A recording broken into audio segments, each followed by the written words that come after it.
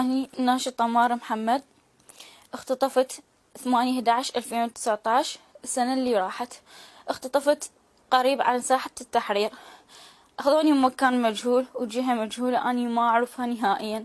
بقيت 11 يوم، أول 5 أيام 6 كانت مجرد تحقيقات. بعدها صاروا يطلبون مني أشياء أنا ما أقدر أسويها، من ضمنهم الفيديو اللي انتشر هو كان تحت تهديد السلاح، والفيديو طويل. مو بس ما تكلمت بس عن عبد الله النائب الشيخ عبد الله، بعد اكو هواي نواب اني تكلمت عنهم، اجبروني انه اتكلم عنهم، وهواي شخصيات اني اصلا حتى ما اعرفهم، حتى النائب حجي او الشيخ عبد الله اني ما اعرفه شخصيا، لا من قريب ولا من بعيد نهائيا. وحدث العاقل بما عقل.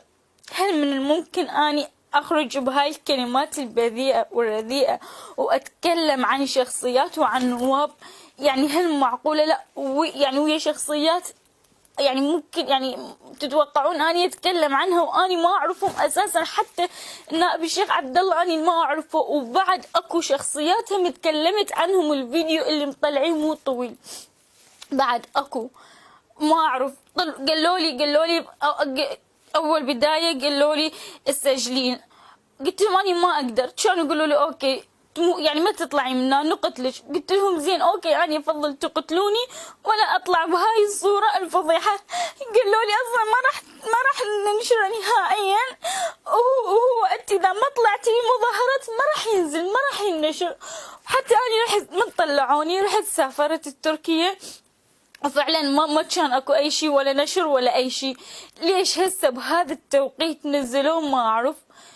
هل هم يريد يضروني، او لين قربت الانتخابات يريد يضرون هذول، يريد يضربوهم بيا؟ انا لحد الان ما مفتهمه شنو الموضوع. بس اني والله العظيم الفيديو كان تحت تهديد السلاح، واني كل اللي بالفيديو كان اجباري، وكل اللي بالفيديو اني ما اعرفهم نهائيا، حتى من ضمنهم نائب الشيخ عبد الله. الفيديو استمر لمدة 4 أيام، هم يعيدون بي ويلقنون بي حتى لحد ما أظهر بالصورة الطبيعية. لأنه بالبداية كنت يعني شكلي مو هذا، كان بعد أسوأ. هاي بعد التعديلات، وبعد جابولي حتى والله العظيم يعني عود على أساس مكياج مو مكياج، هو كان أصباغ هذه مال حياطين. قالوا لي أنتي مو ماكيرة تقدرين تسوين من عندها وتخلين الوجهك. يعني